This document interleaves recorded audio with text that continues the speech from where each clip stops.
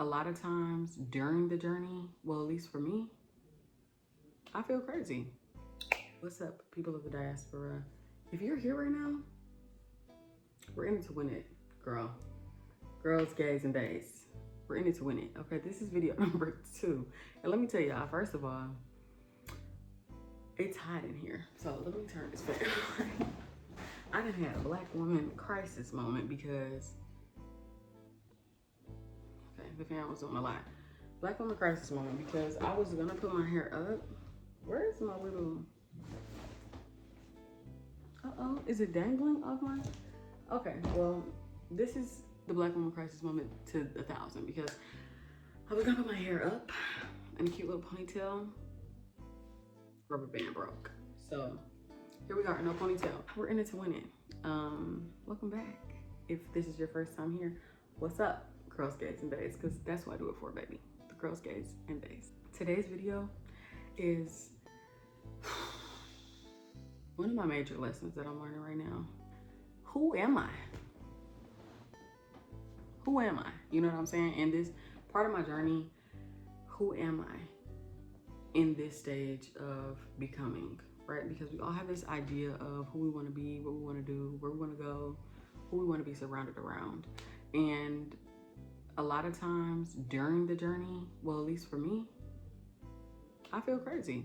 I honestly feel crazy. Like up until this point, I felt the craziest that I've ever felt. I have just been having so many epiphanies. So yeah, if you haven't gotten there yet, that's something to look forward to. Let's start just with the idea of personas, because I feel like that's a huge thing that I associate my existence with right now.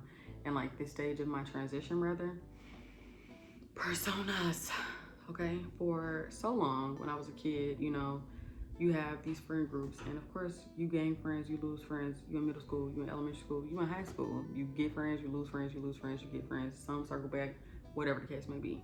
But things that people tell you at those very impressionable ages will stick with you forever. And people don't talk about the fact that that could ruin you, or it could push you to be better. For me, it shoved me into a box. I created and held on to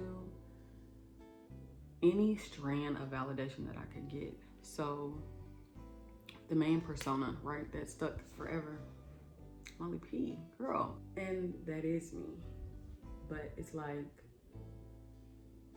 where is the line that I decided to cross when it was like, okay, this is me, and these are I began to create things that I felt like were associated with that persona as a shield, as a protective barrier, because it was like, oh, you like this version of me, so let me lean into this version. What does this version look like? Or what do I think that people enjoy about this version? And let me amplify that times 10 and see where that takes me. And this is fine, you know what I'm saying, to have your Sasha Fierce, because everybody needs it sometimes. But also, just to clarify before I say what I'm about to say in this actual video, when I talk about creating a new version of yourself, it's fine to have your Sasha Fierce, but don't create your Sasha Fierce with efforts to be able to dissociate from chaos that you may create while you're in that version of yourself. Like, don't let that be the sole purpose of this new version of self that you create. Be grounded in who you are. And that's a lot harder to learn, of course, as a young girl person, because I'm young right now. Like, I'm only 24, dude. So what am I doing? You know, I really don't know. But I'm learning that that's okay. When I was first thinking about, you know, doing the rebrand and all of that stuff for my YouTube channel, because at first it was Molly P, and which I still am, like I said before, like that is my Sasha Fierce. That's probably my main persona for my Sasha Fierce. But I've grown to know that she was such a, or the version, the idea of her, for me, she's the artist. You know, in my brain, she is the painter, really.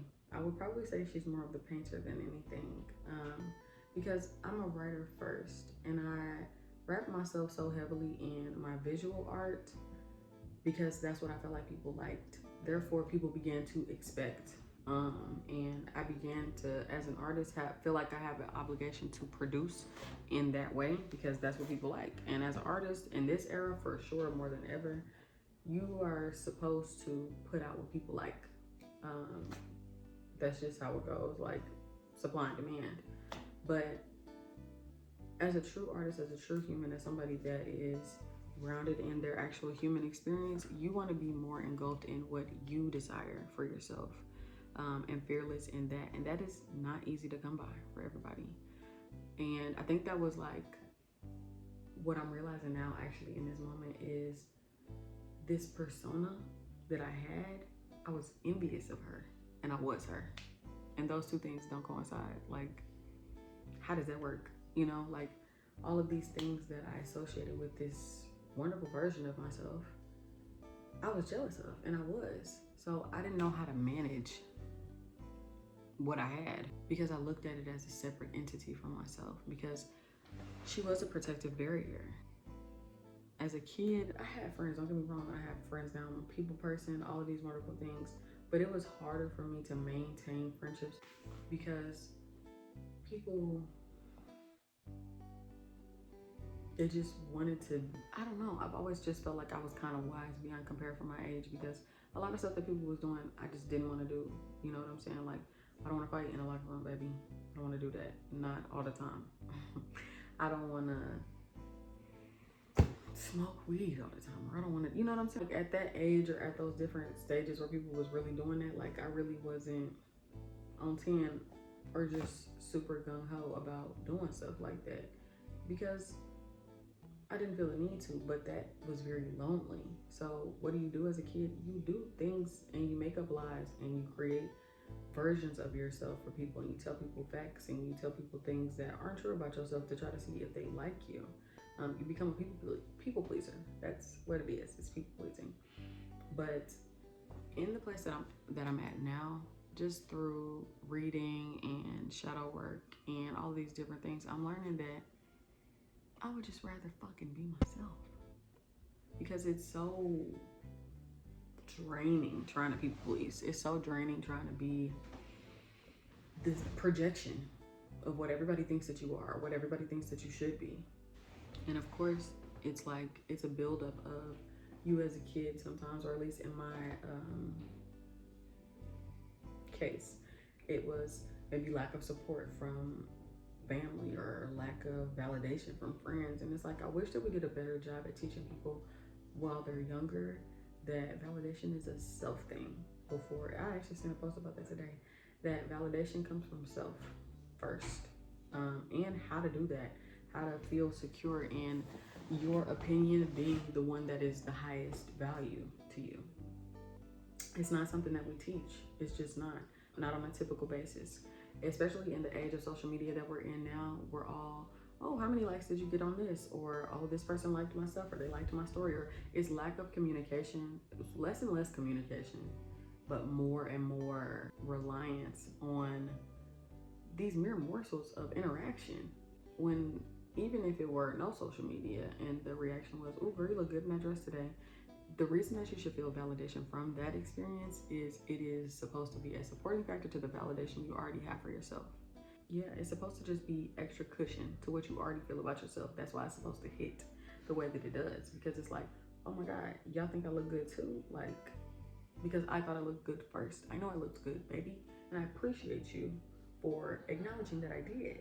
All of these different personas that I created for myself were rooted in, they were a mask, essentially. I could hide behind this one niched artist who visually created, and that's it, you know, and I only did it sometimes. So it was like supposed to add some type of like mystery factor, I guess, to motherfuckers. I never felt like that.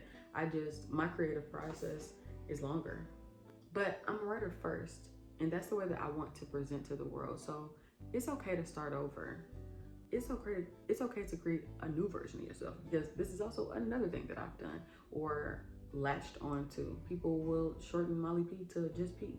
Yeah, she's just P too. You know what I'm saying? Like, I almost low-key despise when people make a nickname for a nickname, but because people had called me that for so long, and that's what I made sure to introduce myself as for so long, people were like, oh, this is this girl's name, her government, it's on her birth certificate, gotta be, so we're gonna create a nickname for that. It's just a black thing, I guess, but nevertheless. So I latched onto that because I'm like, oh, now Molly B is dead. That's what it feels like, or she's dying off. So we need to latch onto this new version that people are gravitating towards. And it just, at that point, I was like 0% grounded, because it's like, what am I attaching myself to? Because God gave me the gift of gab, babe, which also grateful for my visual art gift as well. But that's where the majority of my talent lies. And I've, excuse me, completely cut that off from the world. I cut the world off of my poetry, and I haven't even introduced the world to my music. And that is my first love, writing music and instrumentation and all of these beautiful things. And I haven't even given the world a piece of that. And it was all because I was scared. I've been scared of what people could think. And it's like, at the end of the day, people that are not gonna like you, first and foremost, everybody is not gonna like you. That's the best thing to ground yourself in when you're trying to move forward. Is really trying to grasp the fact that there are 8 billion people in the world and you are just one of them. And there are so many people that you don't know that you probably wouldn't like if you met them. But there are so many people in the world that you don't know that you probably would like if you met them. Therefore, your tribe is going to find you. Whether it's hundreds of people, tens of people, thousands of people, millions of people, like the people that are for you, they're going to find you. That's mine. If you're following your purpose and you're walking aligned with the divine, you can't fail. For real, you're not gonna fail. And it's scary to walk in purpose. It's uncomfortable. That's the word. It's uncomfortable to be walking in your purpose. And it can make you feel like you're unsure, when really you're the most sure. And you're like so divinely guided. It's like, I'm walking on water right now. What am I supposed to do with this? I ain't never done this. But you get so caught up in the fact that you've never done it and not the fact that you're actually doing it. We're too caught up in being attached to the things that are holding us down, not the things that are pulling us up and that are motivating us and that are keeping us on track to where we're actually supposed to go. It's not ever going to be comfortable. So then when we finally decide to, like, okay, I'm walking in my divine purpose and I'm following all of these different things and I'm doing what I'm supposed to do and I feel aligned, even though I'm nervous, even though this might be like, ooh, I don't know what to do. I'm just gonna do it because I know that this is what I'm supposed to be doing. This is what I feel the most gravitational pull towards, and it works. And I feel like spiritual atonement too. One day or 1 week or 1 month or 1 year that goes bad sets you all the way back. And it's like, how do I get back to that place? How do I remember myself? Sometimes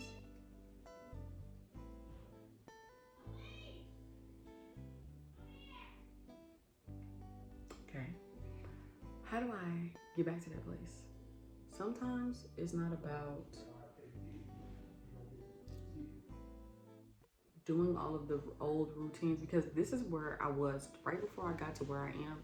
I was in a space where it was like, okay, I know what to do to get myself back on track. I'm gonna restart this journey, or I'm gonna read this book, or I'm gonna watch this movie, or I'm gonna do this thing or do that thing or implement this routine that I know works, okay?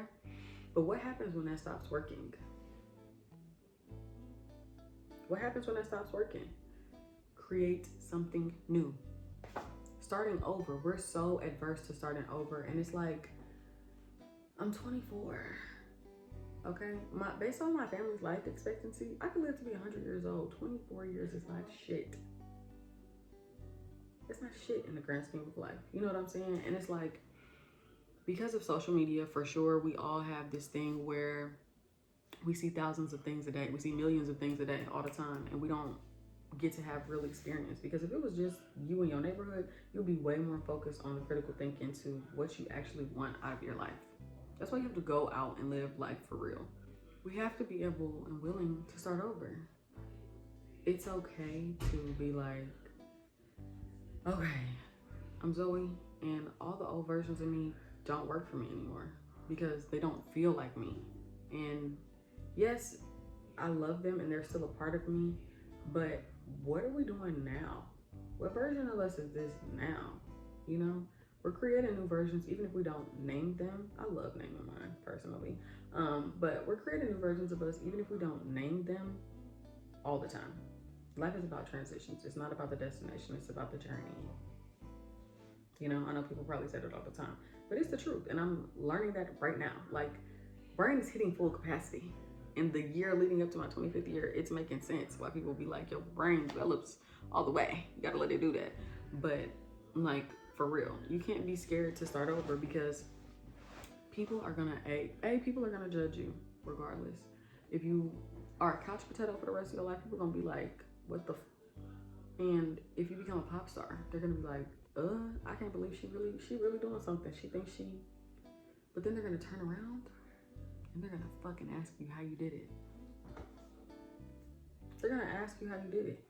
And not saying that you should be prepared for that, but like, they're gonna ask you how you did it. And the moral of what I'm saying to that point is, it's not about everybody else's projections. I promise that it is not.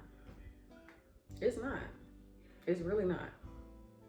Like, it is not about, oh, my mama is gonna think this, or oh, my dad thinks this, or maybe I should do this, or maybe I should because so and so, or you gotta figure out what works for you. And that logic is rooted in fear. And once you stop being so scared of yourself, because that's really what it is. We're scared of ourselves, and we're conditioned to be scared of ourselves. You're scared of yourself, therefore you do not act. I've always said, when it comes to my communication style, I don't like to beat around the bush. I would rather know than not know. So I don't wanna wait around for somebody to say something to me. If it's taking you too long, baby, I'm gonna ask you what's up, okay? So ask yourself, what's up? You know, what am I doing with my life? I want it to be a lot of things. I want to be a lot of things. I will become a lot of things, you know? Like, I don't know how else to put it.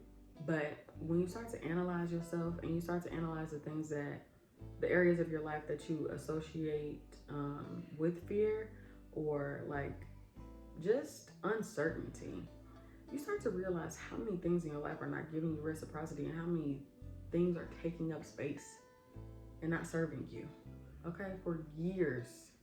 I'm talking about like up until right before I moved here, or when I got here.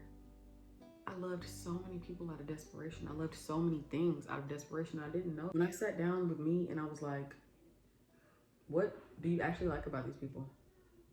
What do they actually like about you? And how are they showing you that?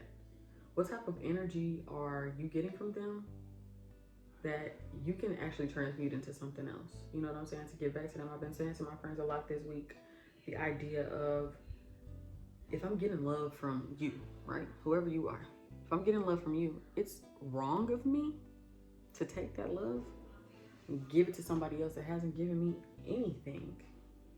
Somebody that hasn't given me anything to work with, excuse me, because all they're gonna do is maybe give me shitty energy.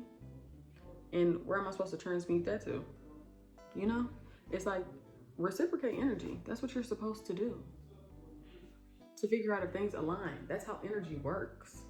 We're energy-based beings. So anyway, not to go off on a whole nother tangent, fear is what we're talking about. Don't stay somewhere that lacks challenge because you're scared, because that's going to keep you from becoming the person that you want to be. I had to write a damn near like a love letter to myself earlier this week, because it was like, I had to forgive this version of me for guilt that I felt like I was experiencing, because my former versions and phases of myself only knew what I knew, and I could only love out of a place that made sense to me. But now I'm just like, girl, you did your best, you know? And now that we know better, we're gonna do better. We're gonna do better, and that means that we're gonna receive better. So honestly, I can say right now, and I'm at the beginning of this, so like, that's a testament to the acceptance of this concept as a whole. I think that this is going to be my favorite version of me. I think this is going to be my favorite era easily, because it's a fearless one. It's the fiercest version of me yet. And I'm here for her. I'm living for her. She's doing it all for the plot. Because we get to make the choice. If I wanted to break this thing in half right now, I could.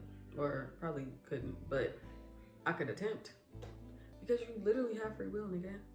Like, stop being scared. Stop being scared to do stuff. Stop being scared to do whatever it is. Because guess what? If you do it and it doesn't work out, at least you know. You're not stuck. You don't have to do it. But if it goes, like, imagine if your wildest dream, you actually put the amount of energy that you put into making excuses, searching for excuses and not searching for solutions. Okay? If you put all of that energy that you did into, oh, maybe I shouldn't, I don't have enough money, I don't have enough this, I don't have that, I'm too scared, into what can I do to make myself feel more secure in this endeavor? Put your energy into that. Put your energy into making it work for you. Because at the end of the day, it's experience. This is human experience. That's what it's all about. It's about the journey, kids. It is. And you have to do shit scared, because that's the only way that you overcome fear. Fear is a sensation. It's a lingering sensation. When you think about, I'm scared of heights, or whatever the fuck you're scared of, I'm scared of spiders, that's something a little bit more common. What is it that you're associating with fear? Outside of, obviously, the actual phobia. It's your sensation. Your body is telling you that you're scared. Have you ever just tried to smash a spider yourself? Just to see what happened. Because if you don't, you'll never know. Okay? So essentially, do it scared. That's the main lesson that I'm learning right now.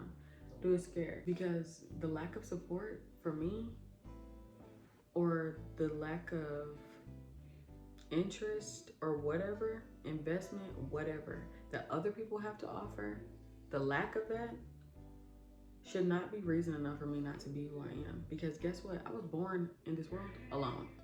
I came out of my own coochie one time and by myself. You know what I'm saying? Even though people were there, it's my human experience. You just birthed a whole new human experience, and everybody's not gonna like you. Everybody's not here to support you, even if you think that they are. They're not. Everybody's not gonna like you. Plants, right? I love plants. I'm a plant girly, okay? And trees, plants, flora, fauna, they give us oxygen, correct? Okay. There are people that actively work towards the destruction of forests, deforestation, okay? They don't like plants. They don't give a fuck about Earth. Do you think that plants be like, girl, they don't like us. Girl, they don't like us. We have to stop making oxygen for these niggas because some of them not fucking with us. We would all be dead. If everything by nature decided we're not compatible with something, so we should just go ahead and die, it would be a lot less of everything in the world, okay? And no, trees start out as a seed and they grow to be big enough to crush your whole house. So just fathom that. And even if they're small trees, they still give us oxygen, nigga. Okay? We all have a purpose. We all have a job.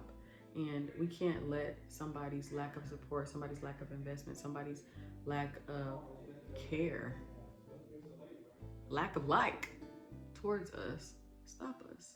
Okay? We have to be fearless in our experience, whatever it looks like. Whether it's learning that something is not for us or gravitating and divinely walking with something that is for us. If you're actively searching for validation from people that you already think don't like you, that doesn't make sense, okay? You're like, the camera decided to die on us. But all of that to say, you just gotta do it scared, shorty, okay? It's okay. Like, if it doesn't work, it's all right.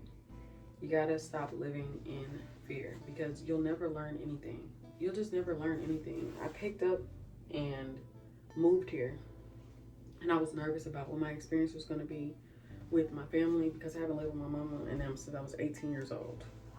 And I've never lived outside of St. Louis, ever. 24, I've never lived outside of St. Louis. And I thought that I just thought all of these things about this experience, but I've gained so much more information by not closing my mind off and allowing old thought patterns to be the ruler of my mind.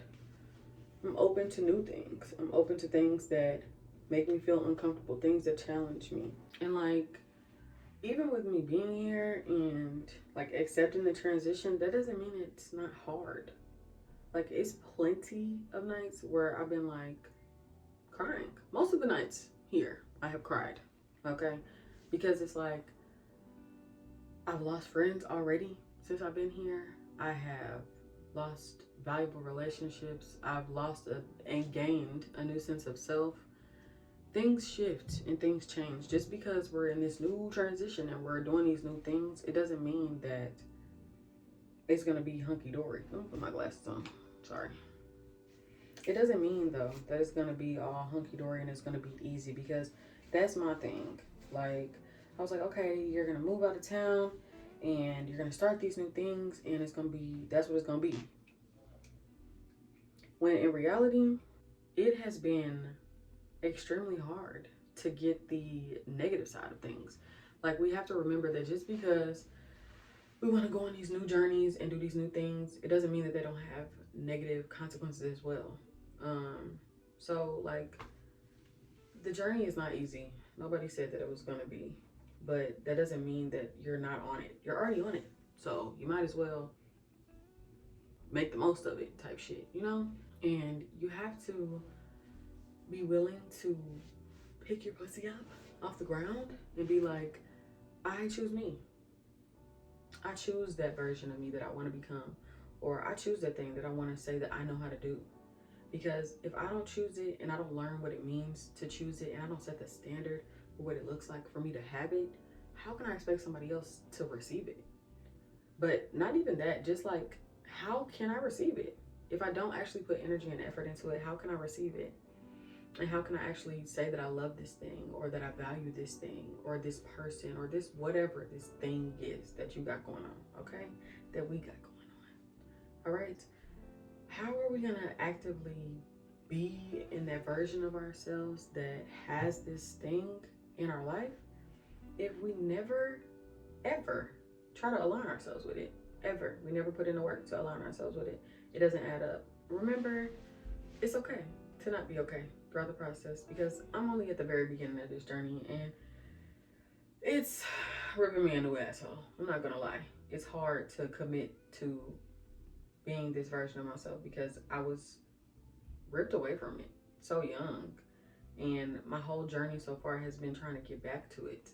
You know, this person that I always knew that I was, but I was scared to be that because I was more afraid of not having acceptance and having people, when me being myself is going to bring me the best people. You know, it's going to bring me the people that are actually for me. It's not going to bring me the bullshit, the people that I have to fake for. So, yeah, it's okay to be okay. I'm sorry. It is okay to be okay, but it's okay to not be okay. And yeah, some things that I'm super duper excited to implement and to showcase to the world again. My poetry again, that's coming back. It never left. My music, that is probably like the most terrifying thing. It's the most terrifying thing because that is another, like, that's a huge area where validation, outside validation, is like top priority. But I have to stay grounded in the fact that, like, I love everything that I make, even the bad shit. It's like, okay, I'm so glad that I got this bad, goofy shit or stupid shit or whatever shit out so I can get to the good shit, okay? I'm ready to make the good shit. But I'm excited about that because it just brings me so many connections, and it's really aligning me with the people that I want in my life and that I need in my life on this frequency that I'm on, and frequencies that are above mine to bring me up, okay? Because we're only going up. We're going up. Because once you learn something, you can unlearn it, but you'll always have the knowledge of it, okay? Remember that. That's a major key.